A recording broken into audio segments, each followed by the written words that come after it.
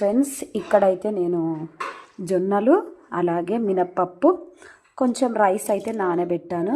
ఇదైతే హెల్దీ కదండి, healthy tiffins అయితే మంచి హెల్దీ టిఫిన్ ఉంటుంది అన్నమాట. ఇక్కడ చూసారు కదా, జొన్నలు చూసారు కదా, దీన్ని అయితే మార్నింగ్ నానబెట్టానండి. మార్నింగ్ నానబెట్టుకొని ఇక ఈవినింగ్ అయితే 6 అవుతుంది.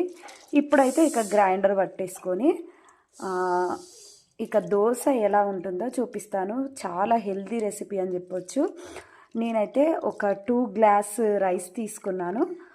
ఒక 1 గ్లాస్ మినప్పప్పు, 1 గ్లాస్ 1.5 గ్లాస్ కంటే కొంచెం ఎక్కువనైతే మన జొన్నలు అయితే తీసుకున్నాను. ఇక దీన్ని అయితే మనము గ్రైండర్ పట్టేసుకోవాలి.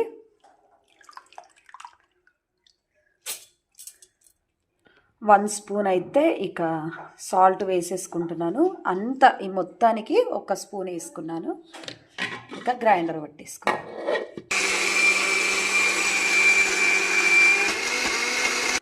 చూసుకుంటూ వేసేసుకోవాలండి. ఇందులో కొంచెం వాటర్ అయితే పడుతుంది. ఇక వాటర్ వేసుకుందాం.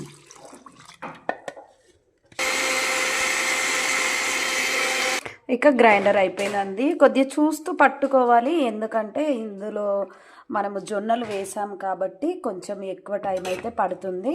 ఇక నెక్స్ట్ ఇది కూడా అలాగే పట్టేసుకోవాలి. దీన్ని అయితే ఒక నైట్ అంతా నానబెట్టుకోవాలండి. మంచిగా పొంగాలి. పొంగిన తర్వాత అయితే చక్కగానైతే వస్తుంది. మీకైతే నెక్స్ట్ వీడియోలో నేను దాన్ని మీకు అప్లోడ్ చేస్తాను. చూసారు కదా, ఇక ఇలానైతే పట్టేసుకోవాలి.